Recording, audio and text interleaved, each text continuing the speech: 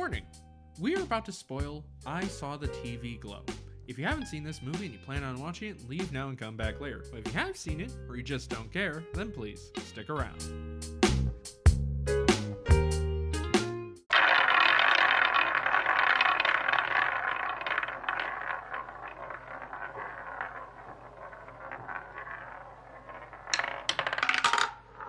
Hello, everybody, and welcome back to yet another episode of Cinema Roulette. This one's on a little bit of an off day because this is our special Pride Month episode. Happy Pride, everybody! Woo! It's not an off day. Still an on day, but it's still a Pride episode. Woo! Happy Pride, It's everybody! Because this is released right after Hurt Locker. Oh, yeah. Okay, so we're still doing like every week. Well, no, we're doing it with Hurt Locker because Hurt Locker was... or it was M. I think it was M that was really short. Yeah. Hurt Locker is this Friday when we're recording. Yeah. And M is going to be too short, so we'll have this. And this episode is being recorded on Bi-Gender Day, which is really nice. Yay. Why? Because I'm bi-gender. It's been 6 years since I've came out. But, Cameron. Yes? Before we get into a possibly Pride movie, we need to think about the really downtrodden, the oppressed, the straights. Luckily, we have a quick movie to talk about for the straights here. That's right, Expendables 4.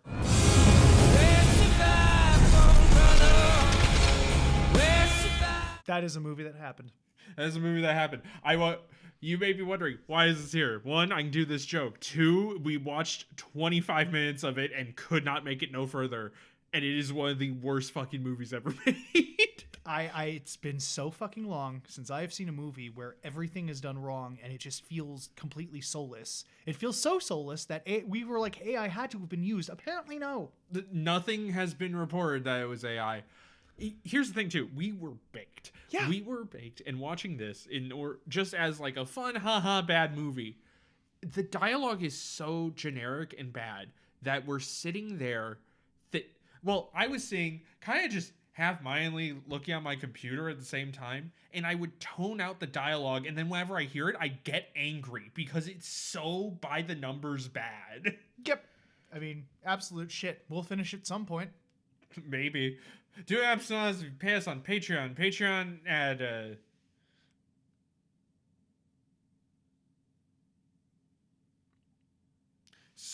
Also, the camera work was so bad, it looked like an FMV video game from the 90s. It actually did. This was just released a couple years ago. It was 2023.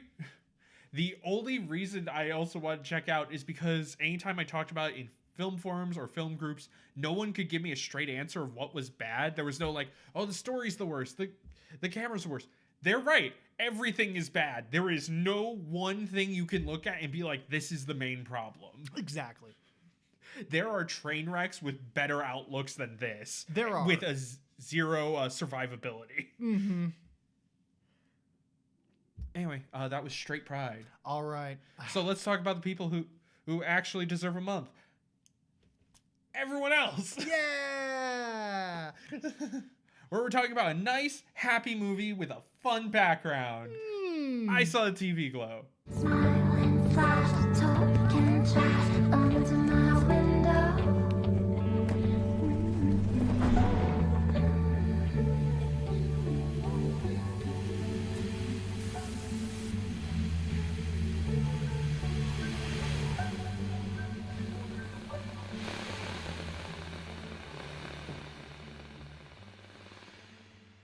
What a lovely silence. Good silence. But yes, I Saw TV Glow. A movie about something, probably. No, we know what it's about. We'll get to that. Justin had seen this movie and I had not. So very phenomenal first watch. Such a great movie. I was just about to say fun, but it's really not. It's a fun time in a sense. In a sense, yeah. But I honestly just fucking love this movie. It's one of those movies which just hits or doesn't. So, and this just hits so close to home. Yeah, we'll talk about that a bit more after a synopsis. But this is more art housey than we normally enjoy. Yeah. But let's go with also the fact that the story I'm able to write down on almost 2 pages or 3. Yes. That's more than most of the art house movies we have covered. Mm-hmm. We start with, well, technically we start on a street, but then we see a little boy watching the Pink Opaque. The Pink Opaque is basically a Buffy's or Power Rangers style show in this universe. This little boy is Owen. We see Owen at his high school. I had a question mark at the end because it seems 7th and 8th grade are allowed in here, but sure. Mm-hmm. And we see him play with the parachute where all the kids lift it, go under, and he walks around. It's an odd color pattern, though, of white, pink, and some purples and blues. Yeah, I'm sure it's nothing. Sure, it's fine. We hear from Owen when he's older. He's going to be narrating throughout the movie. And him saying that it was rain one night, and he decided to rewatch his favorite TV show, The Pink Opaque. Go back to Void High when Owen was only in 7th grade and is there for an election of some sort. His mom brings him into the voting booth. He pushes some buttons and also saw a girl who was reading a book wander off, and he wanders off in the school and finds her. This is Maddie. Maddie is reading the viewer's guide to the Pink Opaque, which Owen is interested in. He's just not able to. He has a bedtime, so he can't stay up to watch it at 10:30. Maddie gets the two are a bit awkward with one another. Maddie makes fun of the fact that Owen is 2 grades behind her, but eventually makes at least somewhat of a friendship and says Owen should come over and they can watch an episode. Owen has to lie to his parents, lies to his mom a bit, and then asks the mom to ask his dad because he does not want to talk to him. Owen lies about a sleepover at a friend's. It has his mom bring him over to the house and then just doesn't ring the doorbell until she drives away so he can walk over to Maddie's. We go over to Maddie's place. A girl named Amanda is there, and they're just having a general conversation as Owen walks in, and they sit down and watch an episode of The Pink Opaque. This one with some kids making a wish that ice cream would be served year-round, which causes an ice cream monster to appear and turn people into popsicles. A fun Monster of the Week sort of show. Mm-hmm. The main setup of the show is there is two girls, Isabel and Tara, who met at sleepaway camp, and they are spiritually connected, but they live on different sides of the county, so throughout the show they talk to each other telekinetically to fight whatever monster it is of the week. Against Mr. Melancholy, who is the man in the moon who will send down monsters to try and stop them. Again, fun little setup. I'd watch the show. Yeah, I would too. After the show, Amanda leaves, and Owen is going to stay the night because he lied to his parents in saying it was a sleepover. Again, there's a bit more connecting. Maddie trying to explain the show more to Owen, who just basically caught a random episode. And just this scene alone, it's real funny to know this is exactly how it sounds when you try to explain a show that's like this. It really is, though. Just seeing Owen go yeah, okay, that makes sense. Yup. Editing is weird. Sorry. You're fine? Okay. We haven't even gotten to the fun bits yet, Cameron. Quit your laughter. I'm trying. Owen and Maddie keep talking. We also find out Maddie's parents aren't the best. She even said earlier that her mother doesn't really care how late she stays up, and her father will beat her if she finds out Owen is here. Mm-hmm. So, not the best home life. I mean, again, not that Owen has much better. His mother cares more about him, but the father, as we'll see even more later, is not great, to say the least. Maddie also, after Owen lies down, Maddie says she's going to her room. She does sit on the stairs for a bit and says that sometimes the show feels more real than reality to her. At dawn, Owen goes home. And we jump ahead 2 years, seeing Owen at a carnival, and his mother in a head wrap that is kind of showing that she has been diagnosed with some form of cancer. His mother also complains that he's been rather distant from her lately. But we see what his life currently is. Still now an actual high schooler. He still does have a bedtime, though. And even tries to bring up, like, hey, can I stay up to watch the Pink Opaque? And all his dad says is, isn't that a show for girls? And the mom's like, not tonight, honey, or something. Yeah. And since he still can't stay up for it, Maddie is at least nice enough to record the show and then give the VHS tapes to Owen. Yeah. So he's able to watch it, but it's basically reruns that he's able to watch. So he's never able to be current with it. Yeah. We get a nice montage of him walking through the halls of Void High. Get Void High School. It's VHS. Yeah. Fun. But we get Owen walking through as we see the different notes that Maddie would leave. You're saying what the episode is. Like, oh, this is a one where they actually get to meet up again. Here's the pilot. They finally re-aired it. Mm-hmm. It's nice. And that's where but that is the point where we get back to at least this part of reality. And he gets the copy of the pilot episode, which is said to be one of the few times that the main characters met up. Yeah. Oh, and also said, because the narration, Owen also says that with these tapes, he would watch them over and over again. We see him watching the pilot, and he repeats a line one of the characters says. It's a bit odd when timeline-wise, this is the first time he's seen it. Mm-hmm. With this, he does go back to Maddie to talk. We find out Maddie has separated from Amanda because once they hit junior year, Amanda had a weird freak out with Maddie and lied about her trying to touch her tit, and now wants to suddenly, even though we saw her very much as like an alternative someone who dresses more alternative, now wants to be part of the cheer squad. Maddie even says that it's like she was a secret agent to make her life miserable. Mm-hmm.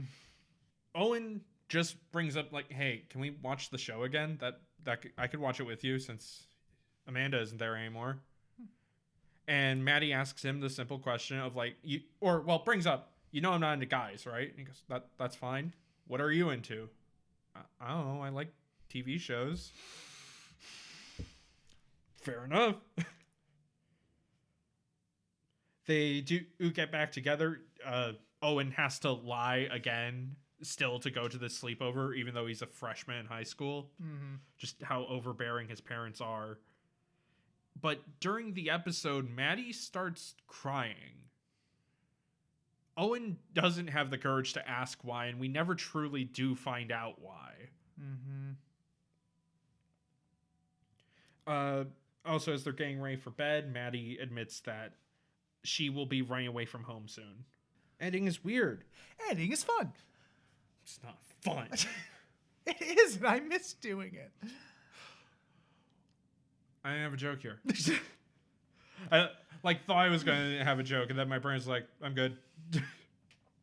Anyway, while they're after the episode, they're talking a bit again, and for some reason, as Owen is trying to convince Maddie that there's no reason to run away at the moment, she decides to draw the main characters in the show have a little ghost tattoo on the back of their neck that shows they're part of the Pink Opaque. Mm-hmm. And she does that on the back of his neck. And they do sleep together. No, not that way. Yeah, no, they have sleeping bags on the floor or whatever. Yeah, and Maddie sleeps next to him. Yep.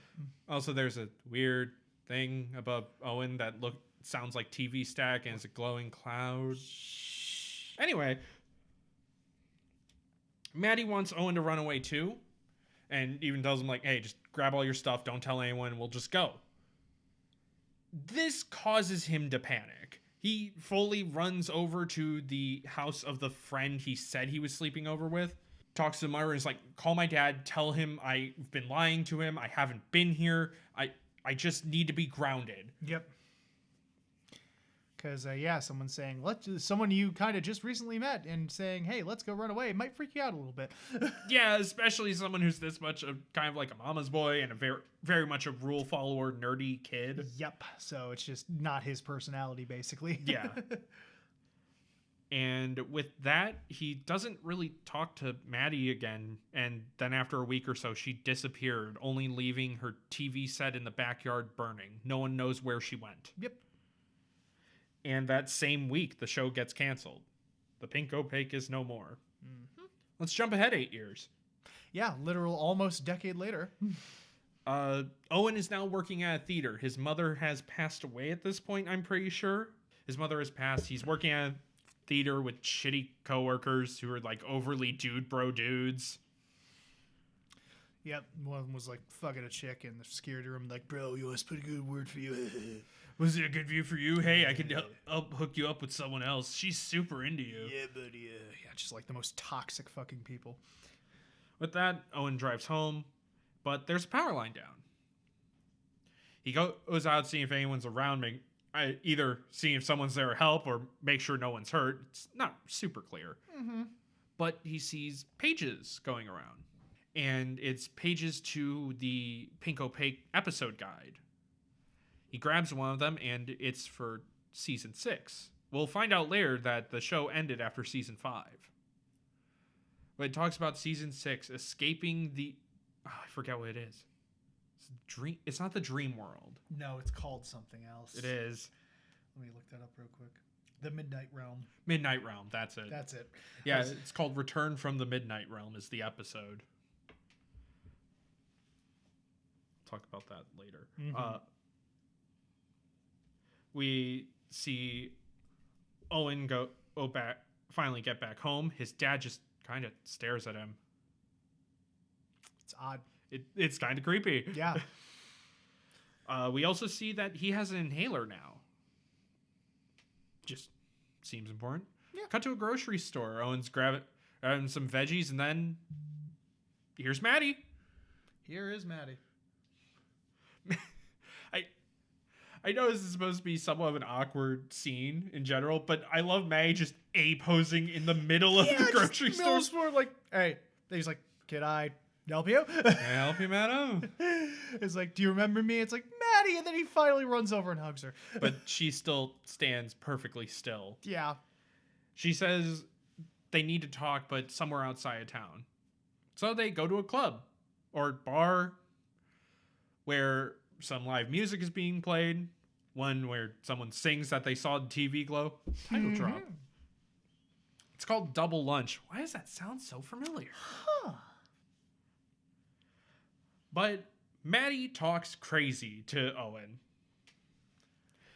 Maddie asks, like, okay, before I explain where I've been, do you remember the Pink Opaque? Thanks, Brain. Pink Opaque. Yeah, it's my favorite show. It's real good. Still watch the VHS tape? No. Do you remember it? How do you remember it? When you're thinking about it, do things start to get mixed? Do you start to not be able to tell what was reality, what isn't? Do you see it as a TV show? And Owen, obviously thinking his friend who's been gone for almost a decade is going nuts. It's like, it was just a TV show, Maddie. It's fine. Even though we keep kind of different flashes, and it's even Owen in situations that the character of Isabel was in. With this, we also cut back in time a bit. A few weeks after Maddie disappeared, he was sent one last tape through the mail, which also confuses me on why he didn't think she was alive. Because if he got the tape after she disappeared, then at least, hey, not dead. Yeah, at least, at that point, she's not dead. Yeah. And this is the final episode of The Pink Opaque. And within it, to save time on a full covering of it, the heroes lose. Isabel Tara is taken first and buried alive by Mr. Melancholy. Isabel was tricked into going back to the sleepaway camp, gets captured, gets her heart torn out, and buried fed the lunar juice. And buried alive as well. Yeah, I thought the heart pieces were kind of kept in the freezer or something. Yeah. Yeah. And the heart pieces are thrown in an industrial freezer. Yeah. Well, dark way it ends a kid's show. Pretty fucked up way to end a kid's show, yeah. And we see even Mr. Melancholy give a long speech to Isabella how they'll be trapped in the final episode. Mr. Melancholy also tells Isabella as she's succumbing to the lunar juice, which I love. That's a big juice box. Yes, it's great. Cartoonishly, like like still kid show vibe, but Yeah. fucked up. And says that they will be sent to the Midnight Realm, and you won't even know you're dying. You'll forget everything. And shows a snow globe that looks oddly similar to the opening of the movie. I loved that. And also after this finale, we cut to because he was watching in his basement. We cut upstairs to see Owen's dad charging down angrily, and we find Owen's head shoved into the TV. Not dead, mind you. His dad drags him out and then starts basically scolding him with boiling hot water to wash out the TV. As Owen shouts that this isn't real and you're not my father. So back with Maddie. Anyway. Back at double lunch, Maddie says, okay, I want to meet with you back at the high school. So meet me there tomorrow night. Mm-hmm. And then we get our little music number. It's pretty dope. It is. It's awesome. We find out in a very well done monologue what Maddie had done for the past 8 years. First, she ran off to Phoenix, but everything still felt the same. She lied about her name. She worked at a Build-A-Bear, but something just wasn't feeling right. Time wasn't right. Mm-hmm. She went from 19 to 20, suddenly 22, and then decided to be buried alive, even tricking a guy who kept hitting on her at the mall to do it. She just hopped in a coffin and then I guess told him to bury it. Well, she said she paid him like $50. Yeah, pay him $50. Right? Yeah, pay him $50. Told him to bury it. Pack it in tight. Yep, pack it in tight. And then she sat there, first singing songs to herself, complain. She shat herself. She pissed herself. Yep. She says this. Yep. This is all part of the monologue. She swallowed her own saliva just to have something to drink. She started regretting everything she'd ever done. She tried to even back out of it, but the dude listened and packed it in tight. Mm-hmm. But eventually, she was able to... Something changed. She was able to finally dig herself out. She has no idea how long she was in there. But when she finally reached the surface, there was rain, and she was back at the sleepaway camp. He ran to try and find Isabel because her name isn't Maddie, it's Tara. So much symbolism I really want to talk about, but I'm like restraining myself for afterwards. Because if we talked about every bit of it while doing the summary, this would go on. It's just one of those things where it's just so good. Sorry, I'm just... Yeah, it's a great movie. She said she tried to find Isabel. She found their hearts, and both were still beating, but she left them there because she knew she'd have to come back, and that's how she appeared in the supermarket to find Isabel, or Owen. Owen does not believe a word of this. Mm-hmm. He is thinking she is nuts. But you're kind of in the high school alone with her, so it's like, okay, Maddie, that's fine. That's not my name. Maddie, he takes Owen out to the football field because she has set up 2 graves, possibly. At least one we'll see later. And wants to bury both of them alive, and then they will wake up in what is their real world. Owen does say something interesting while walking through, because this also edits with what we saw earlier with Owen in dress looking like Isabel during a scene from the show. He even points out that it feels just like it, but also says it's not real if I don't think about it. Mm-hmm. They get about halfway across the field until Owen tackles Maddie to the ground and then runs away. Owen runs and hides in his house. Maddie never appears again. still working at the movie theater, he would wonder every day if she was actually right, if he was trapped on the other side of a TV screen. But that's just kid stuff. That would be silly. Yeah. Time starts, for both him and us, time starts to move forward again.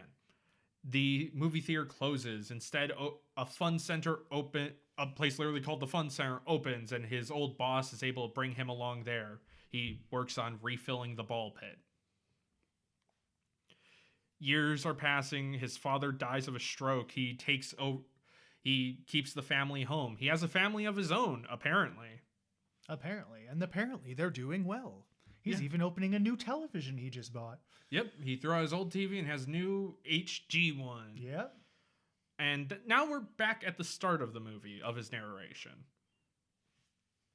And like he said, he sat down to watch his favorite show, The Pinko Pig. It's on streaming. Yeah, you don't even have to put in a disc. But watching it, it's a cheesy kid show. It's a Big Bad Beetleborgs. It's a Power Rangers. It's a lot cornier than he remembers. Mm-hmm. It just made him sad. 20 years later. Literally, we just jumped to 20 years later. He's still at the Fun Center, but is now wheezing with everything he does. His asthma has gotten far worse. Mm-hmm. And we see him opening a box. We see him walking around, and then it's a kid's birthday. So they were playing a fun little game where there's like paper and real money, and they have to grab in the wind machine. Then his boss pulls him in as they're doing a conga line to go sing Happy Birthday in the birthday room. And Owen snaps. Owen starts viscerally crying and screaming that he is dying, that he wants someone to help him. And the rest of the party room freezes. No one looks at him. No one is doing anything while he is having this full meltdown. It's uncanny. Yeah, they're all just looking down and standing completely still. And then he yells out for his mom, which is just... We hard cut to a bit later where he's in the bathroom. His boss is knocking on the door asking if he's okay. Owen's still wheezing and saying, yeah, it's fine. Owen has a box cutter. Mm-hmm. Owen is shirtless. Mm-hmm. Owen decides to finally see why he feels so empty. And he does. He cuts open his torso and sees a glow full of TV stag and noises. He was hollow. With that, he puts back on his work clothes, slowly walking out as he apologizes for making such a scene, leaves the building, and the movie ends with the sound of both TV stag and a bit of rain till we hit the credits.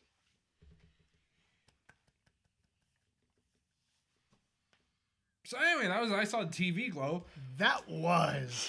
Oh my God, this is amazing. So, obviously we love the movie.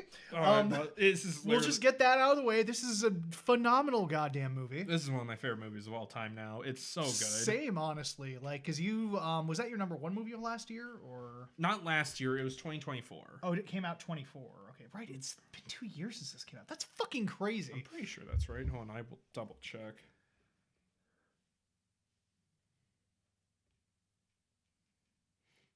Yep, 2024. Nice. Yeah. It's my first time seeing it. And I mean, I'm going to definitely have to rewatch it sometime now, knowing the symbolism. I'm sure I can pick up on like a lot more now. Not that it's subtle. Not that it's subtle, but it was great because like I genuinely had no idea where it was going. I only saw the trailer and it felt there was this weird connection to it immediately. I was like, I have to see this movie. Yeah. Because I never got the trailer or anything for it, but yeah, it's just it's something that connects so much with us, and you know, just because we grew up in the Midwest, it is one of those movies that captures that vibe, the atmosphere so well to the point where like you can look at it and you can like smell certain areas. Like literally, like it's uncanny, and that's why I asked, like when it first started, like how old's the director? Oh, about our age, like late 20s, early 30s, or whatever. And that makes sense because like we grew up during that same time period, so that like not only like the surroundings, but like the details in the technology as well, like the 4x3, which they do play with, which is brilliant, and like how that actually looked. They get it down to the point where it's just uncanny. Like growing up in the suburbs, the shots of Owen walking the streets to get to Maddie's house. I know streets like that. I know the look. Maddie's basement, I know how that place smells. Yeah. It just captures that time period so fucking well. And the thing that's scary is, like you pointed out, this is now historical drama. This is a period piece. It doesn't make me feel too old in that sense, because Bo Burnham's 8th Grade, that was a period piece for the year it came out. Like, I knew... Not to go too far off topic, that movie is shot so much how high school and middle school felt in that time specifically. Mm-hmm. And that's what this is too, just late 90s, early 2000s. Yeah, absolutely. And it's so well done because of that. But yeah, props to all the set designers and all the technical advisors who like just captured that feeling so well. Because like a lot of things can capture the look, but this just captures the feel of it. And just sticking on that real quick, the camera work is so fucking cool and fluid. It's so gorgeous. Which the thing that's nice about it too is it doesn't feel inspired by the past. This is one of the few movies where it's like, if 2020 has style, here it is. Not counting the lame by the numbers streaming style that's been going on for a lot of like Netflix originals or Marvel movies. Yeah, this feels like you took a modern day camera and went back to the 90s and started filming, basically. Like they don't try to go like too overt with it. Like, but yeah, cinematography is just really fucking nice. And all the stuff we see of the pink opaque, they capture the way Monster of the Week shows look so well. Even because we do see a bit of the Ice Cream Man episode, at least the beginning, and they even have the opening, like who directed and whatnot.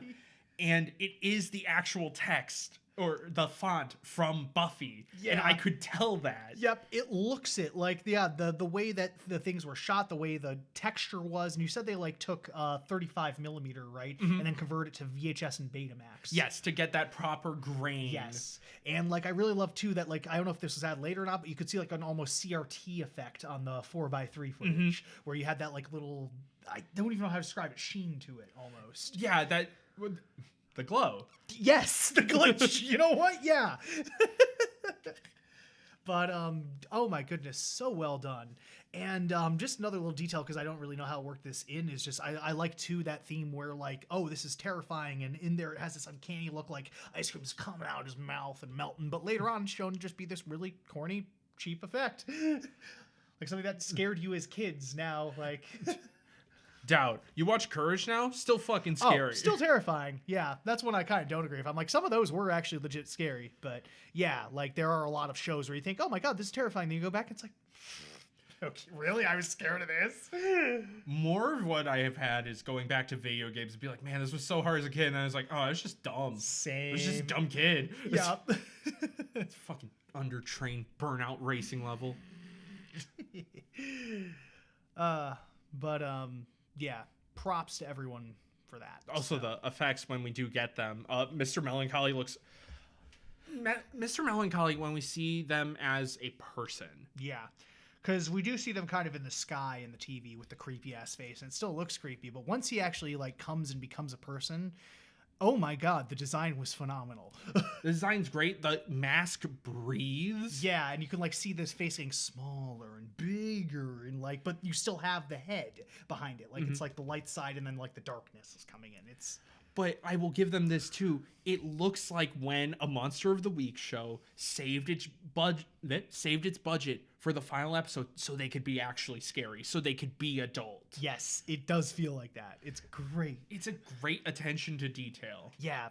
And I mean, that is one of the most terrifying sequences. That outright horror sequence, I was like, oh my god, like it's tense. I was like, pause it for a second. That was awesome. And then like, I had something else. I believe in you. Thank you. But yeah, this scene with Mr. Melancholy is immediately followed up with the one where he gets his head sucked in the TV. It's just such a great tense sequence. Oh, that's what I was going to mention. Yeah, because like then you start to see the 4x3 bars come in around him, and then Mr. Melancholy, like they go away, and you see him in widescreen. Like it's kind of like switching, and then he has his head in there. I'm just that playing with the aspect ratio. I always love. And also giving the hint at this point that which is reality and which is the show. Yep. The thing too I'm realizing there is the monologue from Mr. Melancholy. That is normal horror, like baseline horror. It's a scary monster saying "scary, you're going to die." Yeah. The second one is a lot more existential dread. Just these very cold, still frames as the dad comes downstairs. The sight of Owen's head in the TV. It's more modern horror that it quickly switches to, and both work fantastically. They really do. It's so phenomenal. Like, and the weird thing is, he doesn't say anything during that scene. His dad just hears it. You just see him coming downstairs, and the whole time he has a blank look on his face. Almost robotic. Yeah. Pulls him out of TV, dunks him in there. It's just, his dad is consistently unsettling. Like, I think the, isn't that show for girls line is the only thing he says in the whole movie, I'm pretty sure. I think we hear him slightly talking to the mother when he first asked. In the background, yeah. But that's about it. Yeah, like... We're never directly told what their relationship is, but you know exactly how it is. The way I've been spacing this is to talk about parts of the movie just as a movie before we get to all the pride stuff. Yeah, I was waiting on all the symbolism. Yeah. Anything else? Music is also fucking fantastic throughout this. The soundtrack is awesome. Oh yeah, soundtrack's great because Justin was looking up and he said they basically got their favorite bands to they cover songs they loved. Make new songs for the movie. Yeah, and that's phenomenal. So the soundtrack is consistently amazing. What was the cover? Hold on. That song. I do have it on a playlist, which makes Shuffle real roulette for me. The song is so good. It was used in the trailer too. It's Anthems for a 17-year-old girl. That's it. Yeah, the cover of that is so fucking good. And it will make me cry every time. Yep.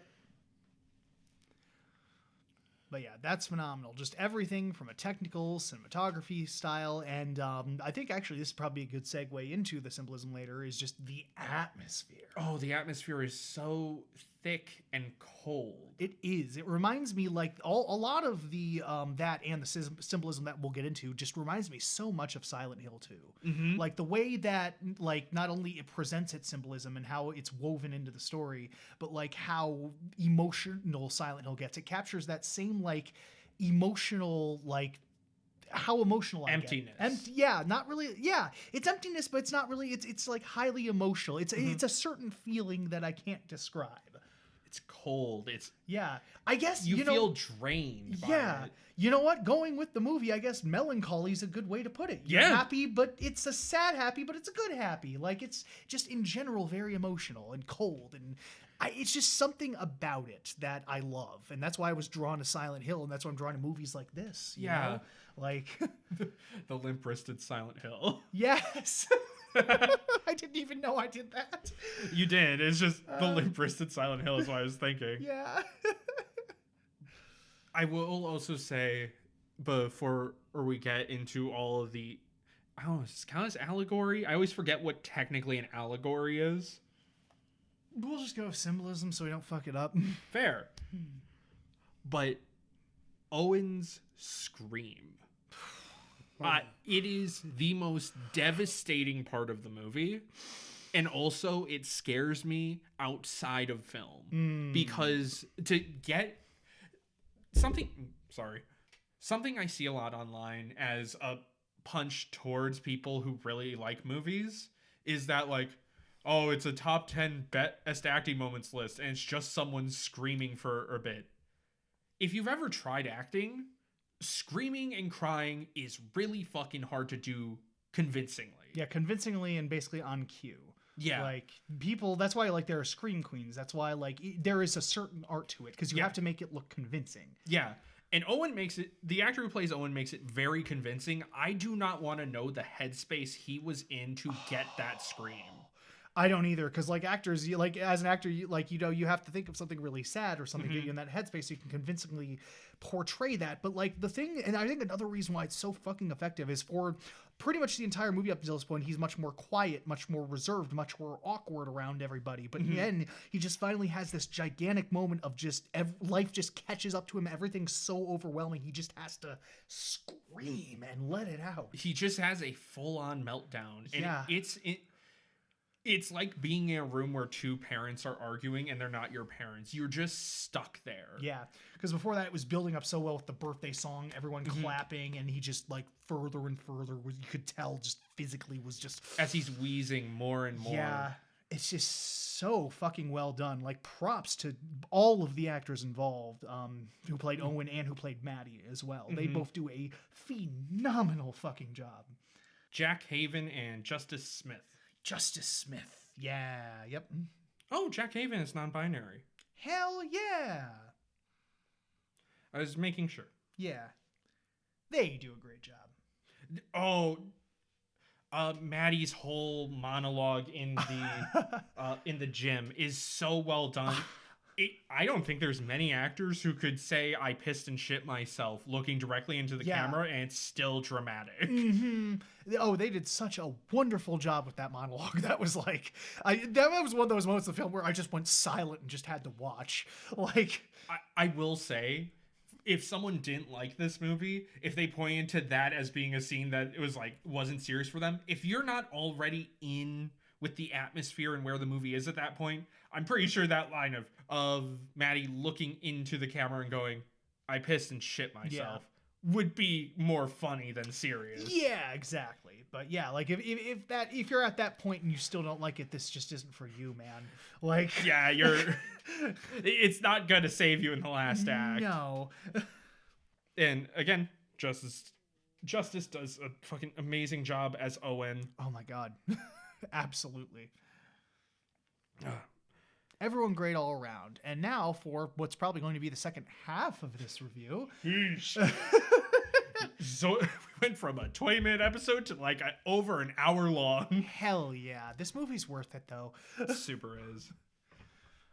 Oh my goodness. So, yes, this movie, as you could tell, being released during Pride Month, is very much a movie about being gay, or in this case, specifically trans. It's very much finding your own gender identity. Yes. Yeah, you do gender identity in general, but I think it like is a lot of the symbolism is specifically trans, like the flag on the thing in the beginning.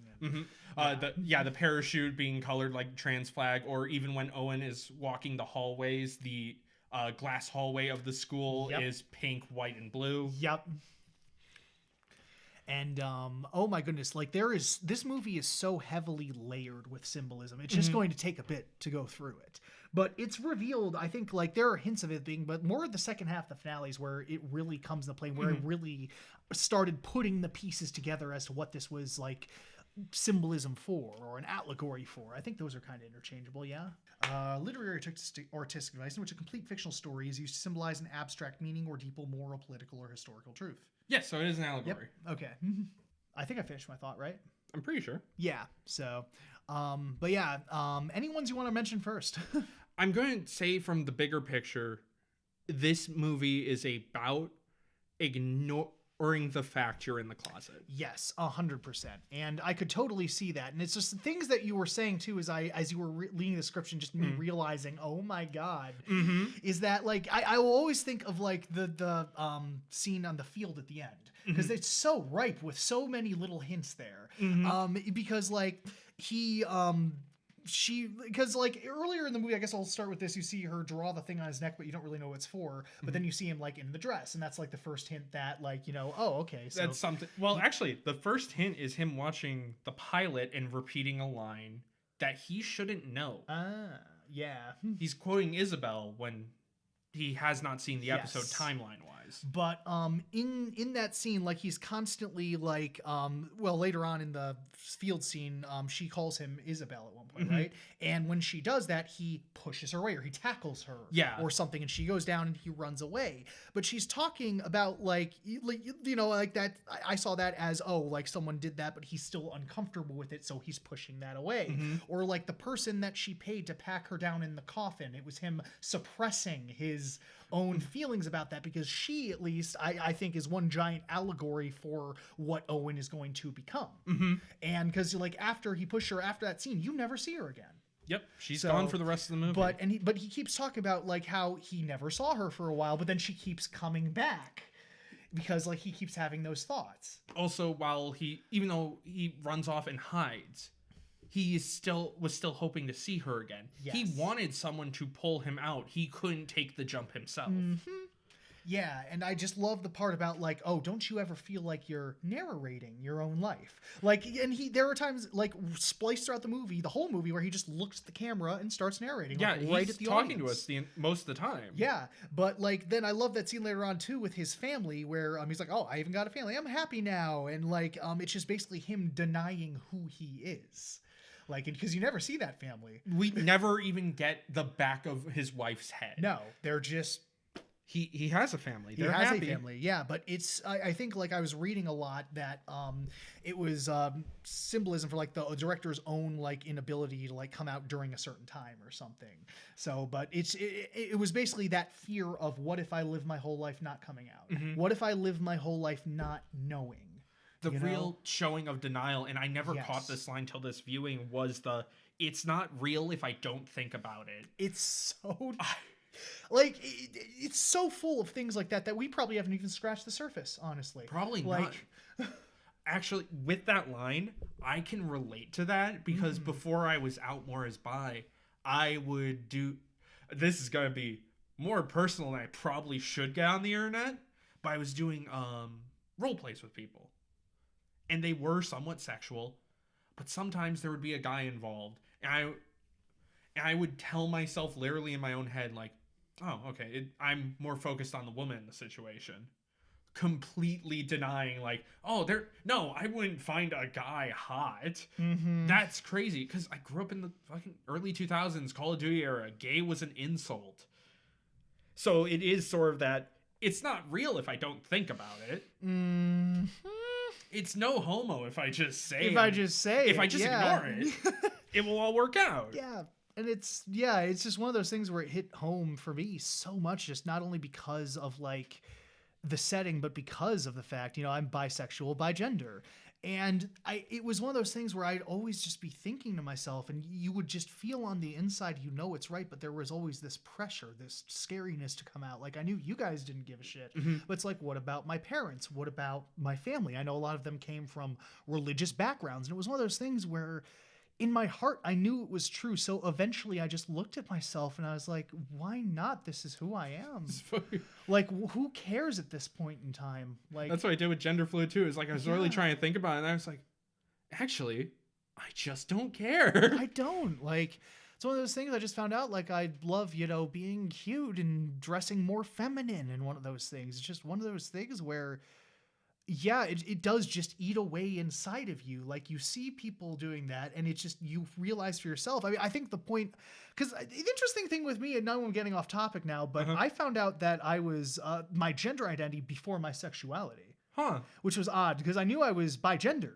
Like, I figured that out, but it wasn't until you took me to see Planet Booty where I realized, hey, guys are actually hot. I like this. I'm serious. You should 100% message Planet I Beauty should. and just be like, dude, you're so hot. You made me realize I'm bisexual. Did. Like, because before I was like, okay, yeah, guys can be hot. I can appreciate their body. But then I saw Planet Booty live, and I was just like, oh, fuck. I will also say, since we're on this, for gender, it was also because I was writing characters at the time, and for some reason, in multiple scripts, I kept writing shapeshifters. Yes. I was like, and I thought about, because one of the first scripts I wrote was very much venting about my own trauma with bullying. And I was like, at that point, I realized, when you're writing, no matter how much you don't try, you will subconsciously fill things in about yourself. Yes. And I was like, why do I keep finding such comfort in shapeshifters? I was like,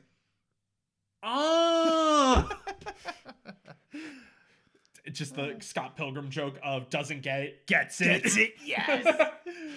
But yeah, it was just, it's so well done, and like how it just, I don't know, it's one of those movies that's not only well done, but it hits so close to home that it's just, I have nothing more to add to that. That's just, The first review I did of this on Letterboxd, I said this isn't a movie that hits close to home. It's pounding on the front door. Yes, that's what I was trying to get out. Yeah, it's more than that.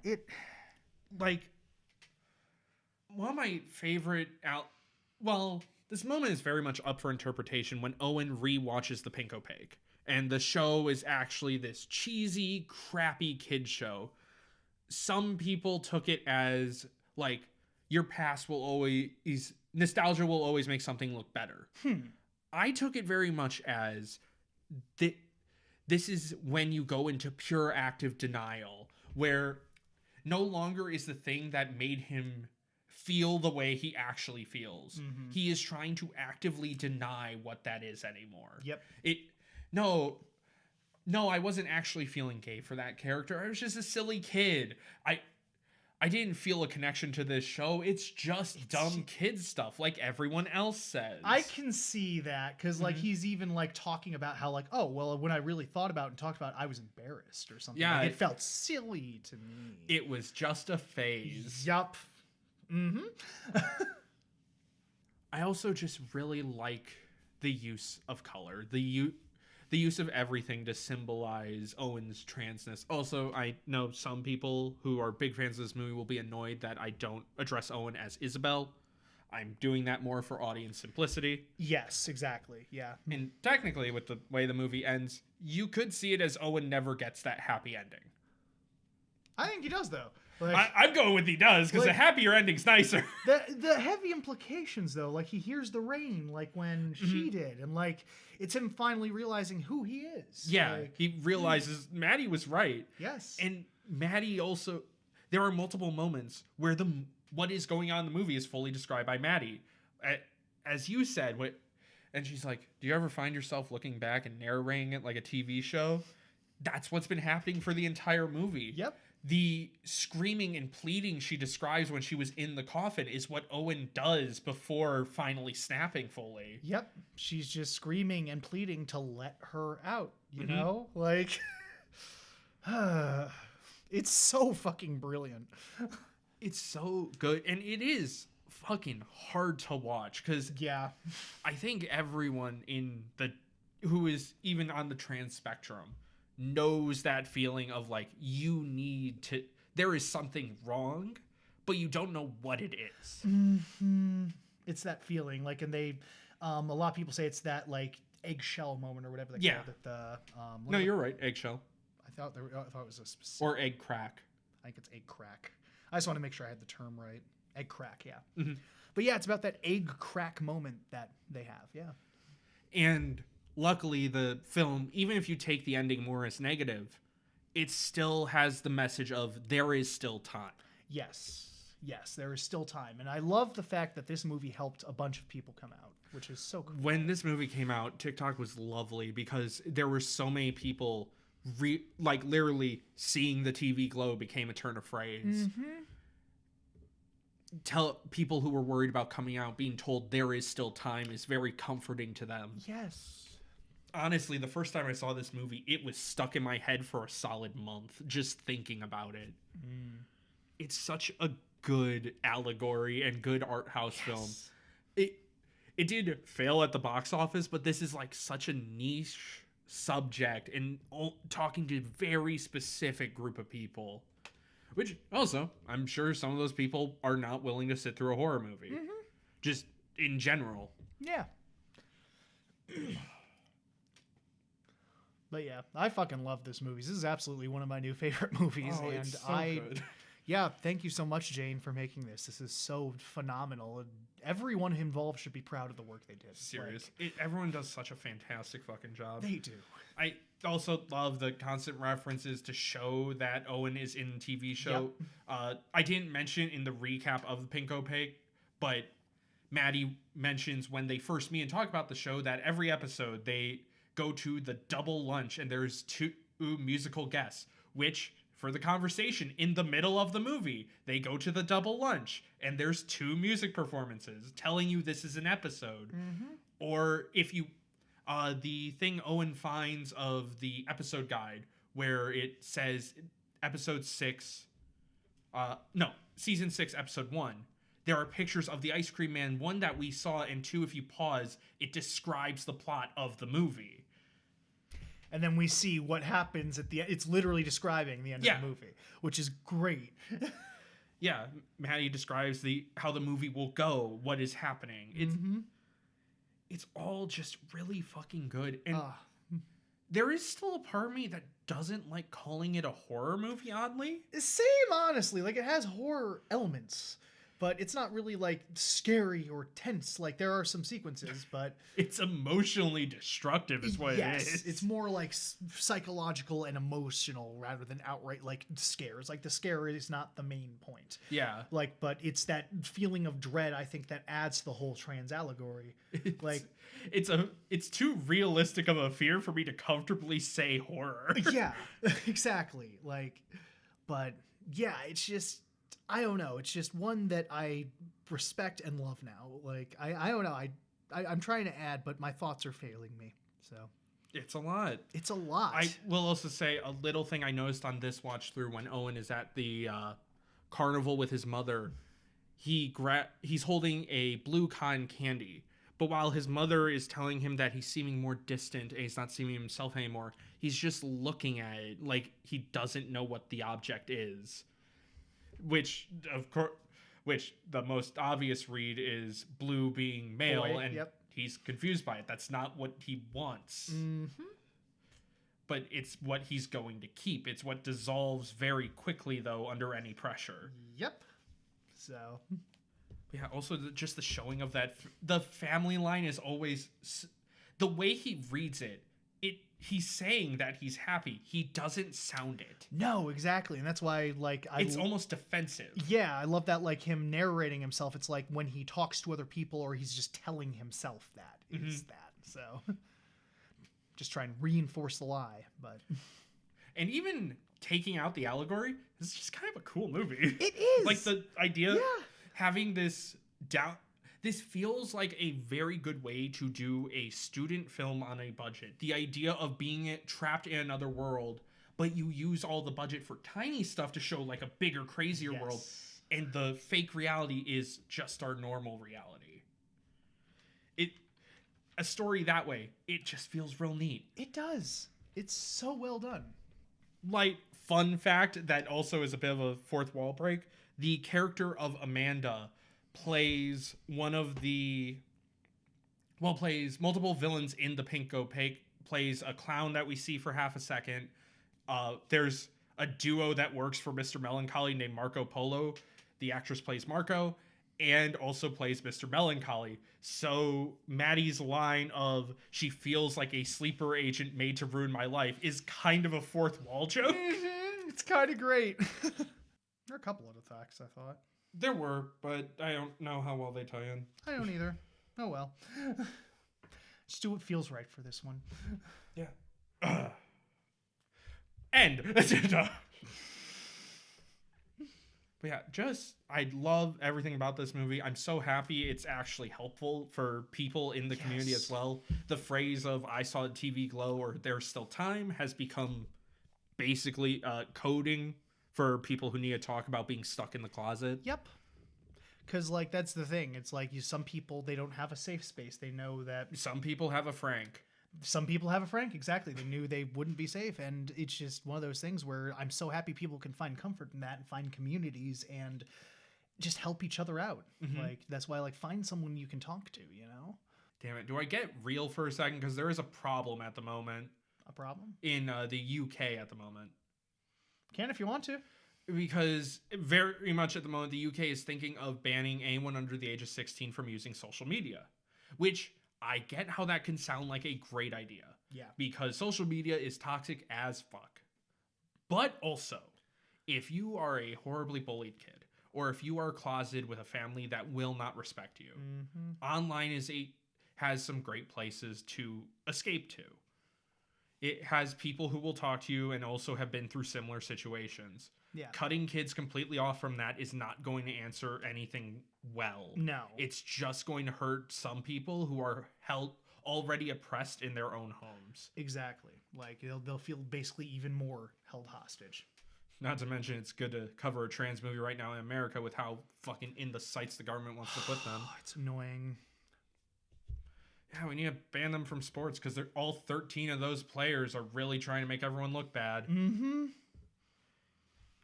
Oh my God. But yeah, it's just something that's so important, and I think this movie will also be helpful for people who want to understand.